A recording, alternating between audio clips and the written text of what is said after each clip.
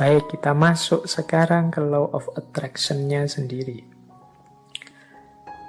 Basic principles, prinsip-prinsip dasarnya law of attraction itu di catatan saya secara umum ada 4. Yang pertama, apa yang engkau pikirkan, itulah yang engkau dapatkan. Yang kedua, pikiranmu menentukan bagaimana hidupmu. Yang ketiga, pikiran yang positif akan mendatangkan kehidupan yang positif. Dan yang keempat, pikiran yang negatif akan mendatangkan kehidupan yang juga negatif. Berarti law of attraction ini pertama-tama menyarankan kita untuk memperhatikan apa yang ada di pikiran kita. Isinya apa saja? Apakah isinya hal-hal yang positif ataukah isinya hal-hal yang negatif? Kalau isinya hal-hal yang positif, insya Allah hidup kita juga akan berwujud positif. Kalau isinya hal-hal yang negatif, ya wajahnya hidup kita adalah hidup yang negatif. Nah, ini masing-masing kita yang bisa ngerti. Coba ditengok deh. Atau mungkin manifestasi pikiran kita hari ini mungkin di status-status yang kita buat. Obrolan-obrolan dengan teman-teman kita hari ini. Coba kita muhasabahi, kita refleksi. Banyak positifnya atau banyak negatifnya. Makanya agama itu menyuruh kita serba husnudzon. Jangan suudzon. Husnudzon itu berarti mengisi pikiran dengan yang positif-positif. Maka hidup kita warnanya juga sesuai isi pikiran kita. Karena husnudzon, ya hidupnya jadi husn. Husn baik. Kebalikannya, kalau suudzon, hidupnya juga akan termanifestasi jadi su. Pikirannya jelek, terus pikirannya negatif, terus curiga, terus ya sudah, hidupmu adalah hidup yang warnanya penuh kecurigaan. Hidup penuh kecurigaan itu kan hidup yang gelisah.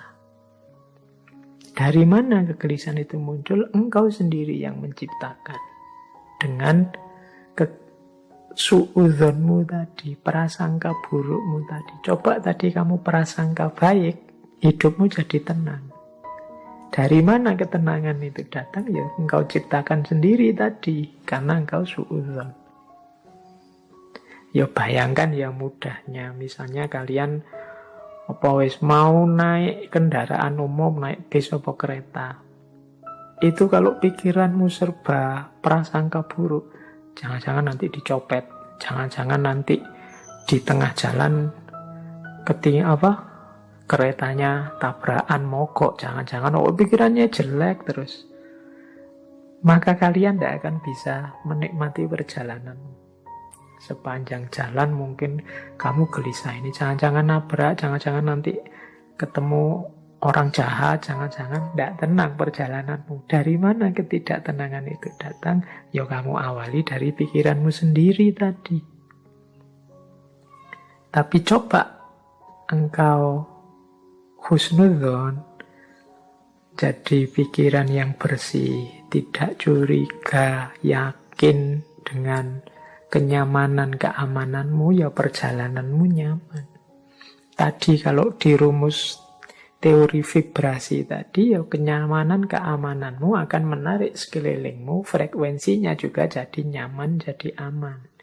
Tapi kecurigaan, kegelisahanmu juga akan melahirkan kecurigaan, kegelisahan di sekelilingmu. Hidupnya jadi tidak nyaman. Nah ini basic prinsipnya, mudahnya penjelasannya begitu. Jadi kalau kita isinya negatif-negatif saja, ya energi negatif yang kita tarik dalam hidup. pandemi ini kan melahirkan jutaan gagasan negatif. Mungkin lebih dari itu, saya sebutnya jutaan, jangan-jangan puluhan juta atau ratusan juta seluruh dunia. Bayangkan energi negatif yang lahir dari jutaan pikiran yang negatif. Sakitnya sama. Tapi kalau kita hadapi dengan optimis atau dengan pesimis, itu kan kesannya, rasanya beda. Itu the law of attraction. Semakin negatif isi pikiran kita, ya semakin keruh hidup kita. Asalnya ya kita sendiri yang mengundang kekeruhan itu. Makanya ada quotes dari Napoleon Hill. Napoleon Hill ini juga tokoh spiritualis yang sering juga menulis buku-buku coraknya self-improvement atau self-help. Dia bilang begini, keep your mind fixed on what you want in life, not on what you don't want. Ini beliau ngasih tips, simpanlah di kepalamu, isi saja dengan apa yang engkau inginkan, bukan apa yang tidak engkau inginkan. Contohnya misalnya tadi ya, mau naik kendaraan umum, kereta atau pesawat. Niatnya apa? Saya naik pesawat semoga aman. Ini lebih positif daripada saya niat naik pesawat semoga tidak tabrakan. Nah, ini kata-kata tidak tabrakan ini oleh Napoleon Hill disebut negatif. Jadi mending kita pakai kalimat yang positif untuk menghadirkan tadi energi dan vibrasi yang positif. Jadi simpanlah hal-hal yang positif di kepala, bukan hal yang negatif. Begitu kita, misalnya hari ini ada pandemi, ya mari kita berdoa semoga kita sehat. Bukan fokus pada semoga penyakitnya tidak menyerang kita. Itu ada tidaknya. Tidak itu mudahnya didefinisikan sebagai negatif. Nah, negatif-negatif ini ya akan berkumpul energinya di sekeliling kita. Jadi lebih baik menggunakan kalimat yang positif. Insya Allah Indonesia akan berhasil mengatasi pandemi ini. Insya Allah upaya yang dilakukan pemerintah akan sukses. Nah, ini menghindari kalimat-kalimat yang negatif. Jangan-jangan meskipun sudah begini masih belum sukses. Jangan-jangan itu kalimat-kalimat kekhawatiran, kalimat-kalimat negatif akan berpengaruh. Jadi kuncinya the law of attraction itu hindari pikiran-pikiran negatif, hindari pernyataan-pernyataan yang negatif. Karena itu akan menjadi kunci hadirnya energi-energi yang negatif di sekeliling kita. Itu ada quote juga yang saya bawa dari Henry Ford. Teman-teman mestinya kenal tokoh ini. Ini berhubungan dengan otomotif ini, Henry Ford. Ada quote yang terkenal sekali dari Henry Ford ini, whether you think you can or you can't, either way you are right. Apakah engkau menganggap dirimu mampu atau tidak, dua-duanya benar. Kita kan sering menggunakan kalimat-kalimat yang mengekspresikan ketidakmampuan diri. Aku ndak bisa baca loh, aku ndak cakep loh, aku ndak bisa ngomong di depan publik loh, aku ndak bisa menari, aku ndak bisa berenang, aku ndak bisa menyanyi. Ya sudah, karena kita sendiri deklarasi kita ndak bisa, ya akhirnya ya kita memang ndak bisa. Padahal kalau mau kita bisa kok. Saya ndak bisa Pak ngomong di depan orang banyak, jadi ya iso.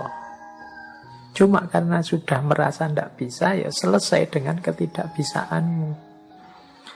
Saya ndak bisa Pak kalau harus menyanyi itu, saya menyanyi itu trauma sekali. Mungkin ya bisa, kalau kamu mau belajar tetap bisa. Semua orang mungkin ya bisa nyanyi. Cuma ya karena ndak mau saja, akhirnya ya memang ndak bisa beneran. Wah, matematika itu saya tidak bisa, Pak. Wah, filsafat itu apalagi, Pak. Puyeng saya tidak bisa. Ya sudah, engkau menganggap tidak bisa, ya engkau tidak bisa. Kalau kamu percaya engkau bisa, pasti engkau juga bisa. Jadi whether you think you can or you can't, either way you are right. Kamu anggap dirimu bisa, ya benar. Kamu anggap dirimu tidak bisa, ya benar. Karena tadi terlanjur kamu anggap dirimu tidak bisa, ya sudah, berarti kamu memang tidak bisa. Padahal sebenarnya kalau kamu sadar bahwa engkau bisa, ya sebenarnya engkau bisa. Saya matematika tidak bisa, Pak. Sebenarnya ya engkau bisa, tapi engkau menolak untuk bisa saja. Saya bahasa Inggris itu tidak bisa, Pak. Ya jan-jane ya iso, cuma kamu menolak saja untuk bisa. Kalau mau belajar pasti bisa. Oke, jadi ini contoh bagaimana pikiranmu menentukan hidupmu. Karena tadi kamu sudah merasa ndak bisa, ya wes, memang akhirnya engkau ndak bisa beneran dalam kenyataannya. Karena engkau merasa ndak mampu filsafat, ndak mampu matematika, ya sudah, berarti titik di situ memang kalian ndak bisa dan ndak mampu. Padahal kalau kalian mau, ya tetap mampu. Ini Henry Ford. Makanya menurut saya gunakan kalimat-kalimat yang lebih positif. Apalagi teman-teman ini yang guru ya, yang punya murid, punya anak didik, entah di level apapun, apalagi yang masih dalam upaya pembentukan SD, SMP, TK, PAUD. Ini kan hindari kalimat-kalimat yang negatif. Masukkan dalam isi kepala anak-anak kita itu hal-hal yang positif, yang membentuk dirinya secara positif, yang penuh harapan, yang penuh keyakinan akan masa depannya, yang menumbuhkan potensi-potensi tersembunyinya. Yakinkan bahwa mereka bisa apapun yang mereka inginkan, kalau mereka mau. Jadi itu prinsip the law of attraction.